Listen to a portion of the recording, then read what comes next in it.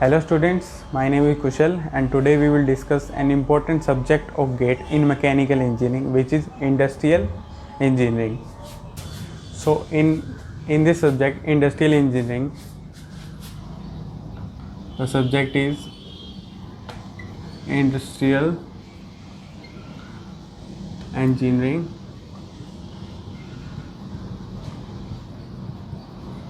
These are some topics.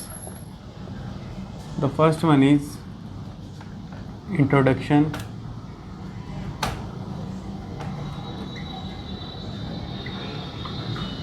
and break-even point. Second one is inventory.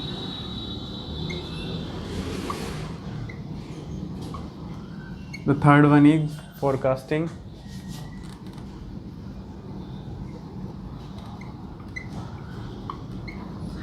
Fourth one is part CPM. Fifth one is sequencing.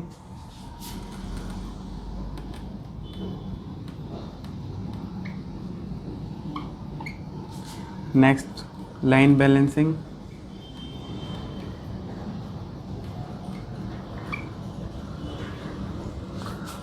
The next one is linear programming, जिसमें हमारा transportation आता है, assignment आता है, simplex problem आती है,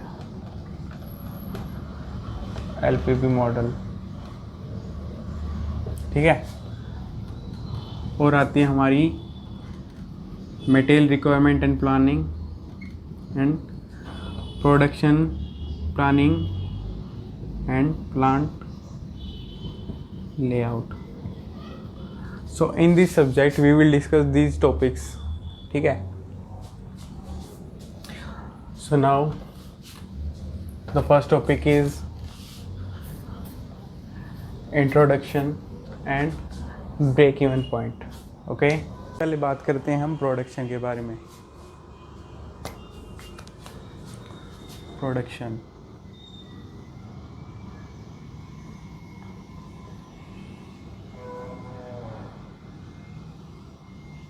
ठीक है। प्रोडक्शन क्या होता है? It is a step by step value addition process of converting one form of material into another form to increase the utility of the product for the user. तो production system में हम क्या लेते हैं? कुछ इनपुट लेते हैं, उसको वेरियस कन्वर्जन प्रोसेस से पास करवाते हैं,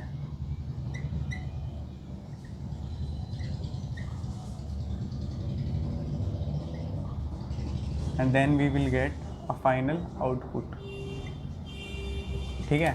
तो प्रोडक्शन से हम क्या करते हैं? हम वन फॉर्म ऑफ मटेरियल को अनदर फॉर्म में कन्वर्ट करते हैं with the help of some conversion process, ठीक है। जैसे हमें बैट बनाना है तो सबसे पहले हम क्या लेंगे? वुड लेंगे, ठीक है। और we can say raw material. तो उसमें कन्वर्जन प्रोसेस से क्या होगा? हम उसकी कटिंग करेंगे, ठीक है। कटिंग करेंगे, उसकी शेपिंग करेंगे, उसकी मशीनिंग करेंगे, फिर उसकी ग्राइंडिंग करेंगे, और हमें फाइनली क्या प्रोडक्ट मिलेगा? हमें बैट मिलेगा, ठीक है। तो पहले हम इनपुट क्या होगा हमारा? Wood, raw material, conversion process such as shaping कर देंगे, उसकी ग्राइंडिंग कर देंगे, ठीक है, कटिंग करेंगे, और finally we will get output. तो प्रोडक्शन में क्या होता है? हम one form of material is converted into another form with the help of some conversion process. Now production system.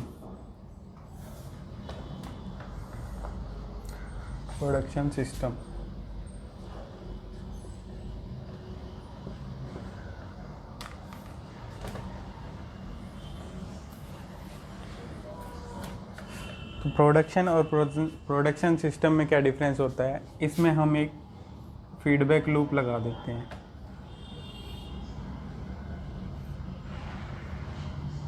ठीक है। ये होता है फीडबैक सिस्टम। ठीक है। ये होता है आपका मॉनिटर आउटपुट।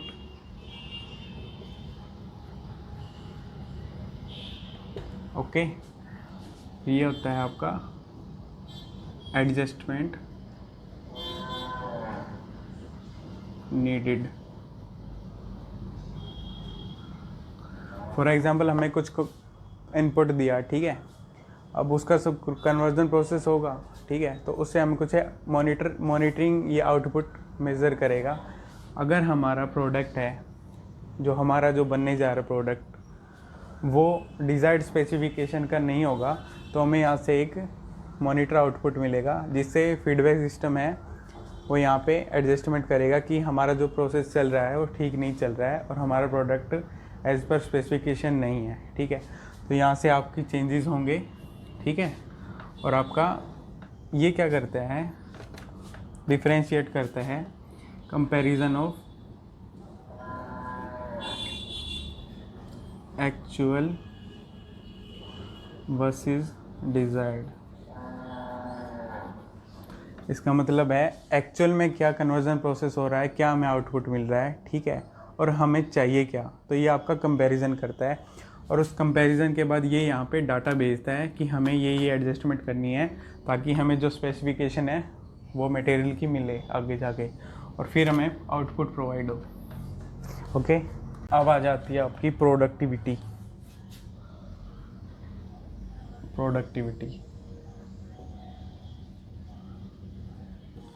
प्रोडक्टिविटी होती है आपकी ratio between output upon input, ठीक है। तो ये आ जाती है, it is a quantitative ratio between what we produced as a resources, what we use as a resources and what we have produced for it. Okay, इसमें क्या होता है, हम कुछ इनपुट देते हैं रिसोर्सेज के थ्रू और हमें कुछ आउटपुट मिलती है, और प्रोडक्टिविटी होती है आउटपुट अपॉन इनपुट। ओके, हर ऑर्गेनाइजेशन हमेशा अपनी प्रोडक्टिविटी इंक्रीज़ करना चाहता है। ओके, यहाँ पे मैं डेफिनेशन इसलिए नहीं लिख रहा हूँ कि मैं आपको बाद में नोट्स के थ्रू प्रोवाइड कर दूँगा। Okay, now product industrial engineer.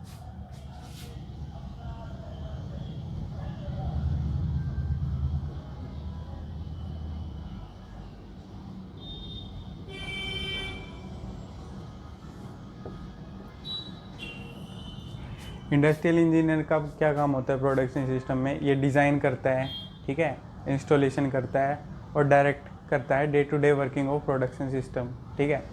ये क्या करता है, अननेसेसरी ऑपरेशंस होते हैं जो प्रोडक्शन सिस्टम में, उसको एलिमिनेट कर देते हैं। ये होता है हमारा इंडस्ट्रियल इंजीनियर का काम।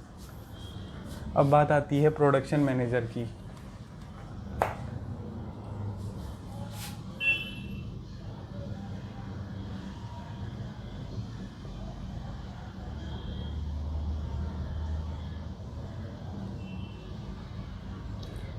प्रोडक्शन मैनेजर का क्या काम होता है, ये आपकी प्लानिंग करता है, ठीक है, प्रोडक्शन सिस्टम की प्लानिंग करता है, उसकी कंट्रोलिंग करता है, और ये देखता है कि जो भी हमारा कंपोनेंट या प्रोडक्शन हो रहा है वो राइट क्वालिटी का बन रहा है या नहीं बन रहा है, राइट टाइम पे बन रहा है या नहीं बन रहा है।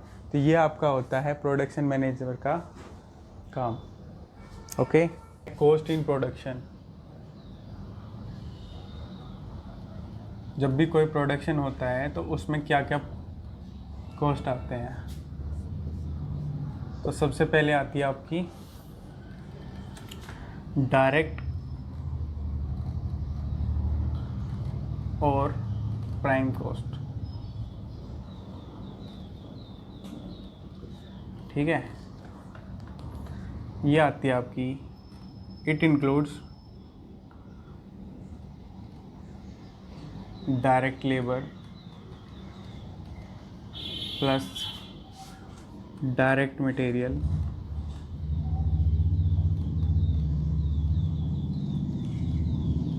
प्लस डायरेक्ट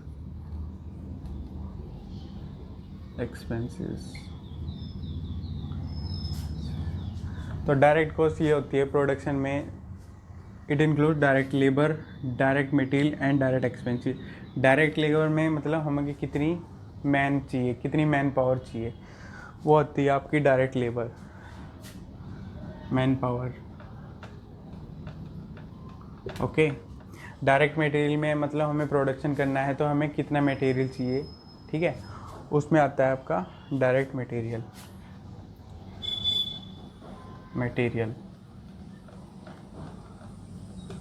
और डायरेक्ट एक्सपेंसिव मतलब प्रोडक्शन सिस्टम हो रहा है तो उसमें जो भी खर्चे आपके एसोसिएटेड होते हैं उनको बोलते हैं direct expenses. Okay,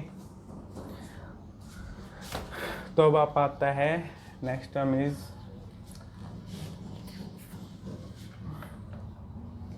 factory cost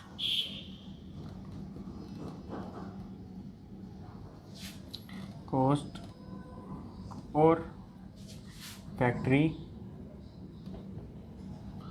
overhead. So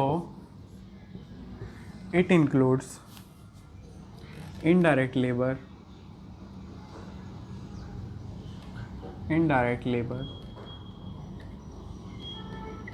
plus indirect material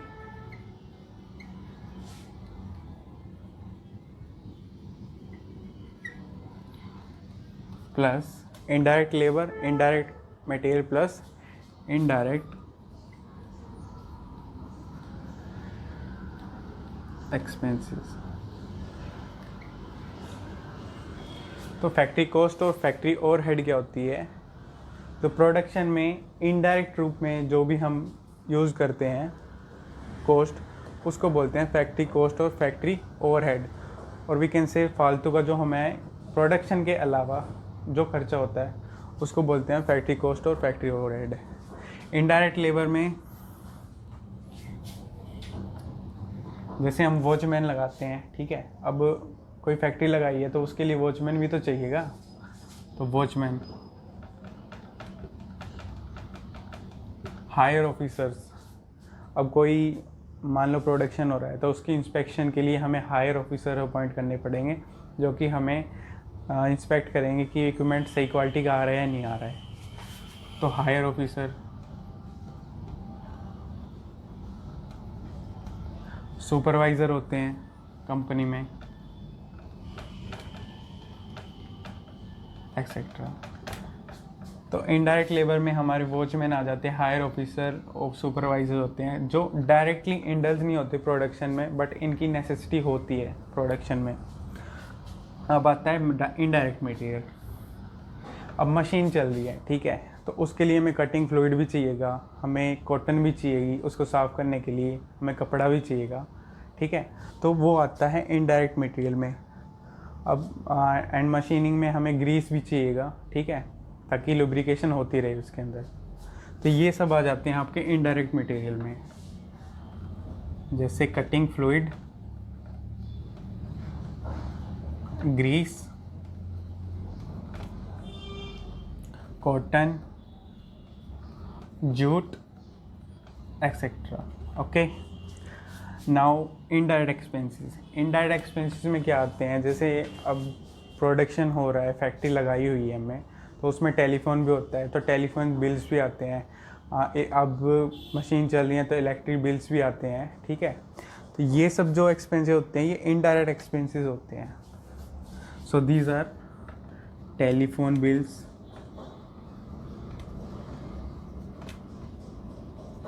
okay, electricity bills, etcetera. तो factory cost and factory overhead में जो हम इनडायरेक्ट लेबर, इनडायरेक्ट मटेरियल और इनडायरेक्ट एक्सपेंसेस आते हैं जो कि डायरेक्टली प्रोडक्शन में हेल्प नहीं करते बट उनके सुपरवाइज़र के लिए हमें ज़रूरी होते हैं। तो ये आ गया आपका factory cost and factory overhead. अब आ जाता है आपका थर्ड वन, फैक्ट्री कॉस्ट।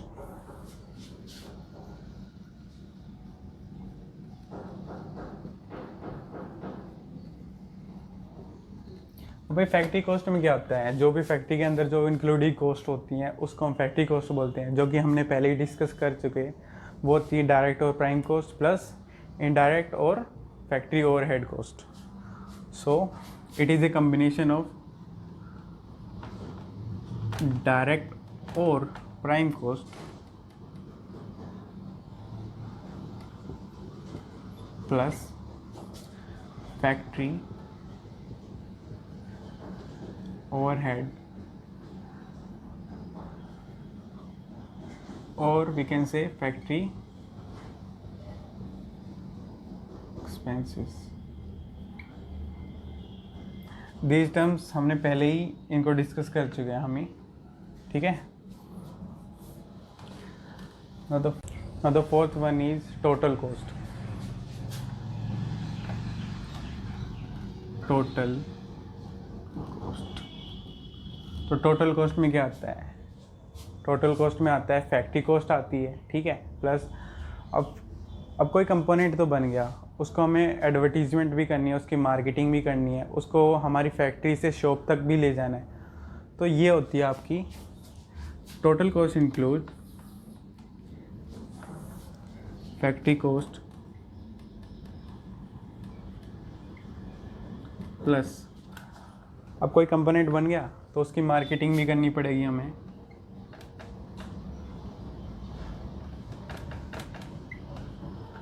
उसकी एडवर्टीजिंग भी करनी पड़ेगी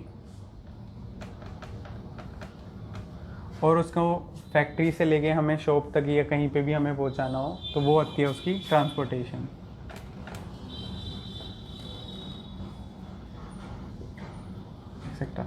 तो भाई total cost include factory cost plus marketing, advertising and transportation cost etcetera.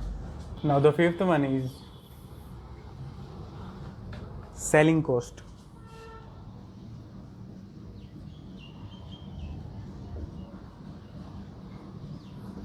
अब सेलिंग कॉस्ट में क्या आता है? सेलिंग कॉस्ट में क्या आता है जो हमारी टोटल कॉस्ट होगी, ठीक है, टोटल कॉस्ट प्लस प्रॉफिट। हमने कुछ कंपोनेंट बनाया, मान लो हमें पड़ा 100 रुपये का, ठीक है, और हमने उसको बेचा 120 रुपये का, ठीक है, तो जो 20 रुपये है वो हमारा प्रॉफिट आ गया। तो दो selling cost is equal to total cost plus profit. Okay, तो कॉस्ट इन प्रोडक्ट्स में हमें सबसे पहले पड़ा डायरेक्ट और प्राइम कॉस्ट, ठीक है, दूसरा पड़ा हमें फैक्ट्री ओवरहेड और फैक्ट्री एक्सपेंसिव, तीसरा पड़ा हमने फैक्ट्री कॉस्ट, ठीक है, जो कि बनी होती है हमारी डायरेक्ट और prime cost plus factory overhead plus factory expensive. ना तो फोर्थ वन ही टोटल कॉस्ट। टोटल कॉस्ट में क्या आता है? हमारा फैक्ट्री कॉस्ट आता है plus advertising, marketing, transportation etcetera, ठीक है, और फिफ्थ वन आ जाती है हमारी सेलिंग कॉस्ट, ठीक है, जो कि हमारा टोटल कॉस्ट प्लस प्रॉफिट होता है। ओके।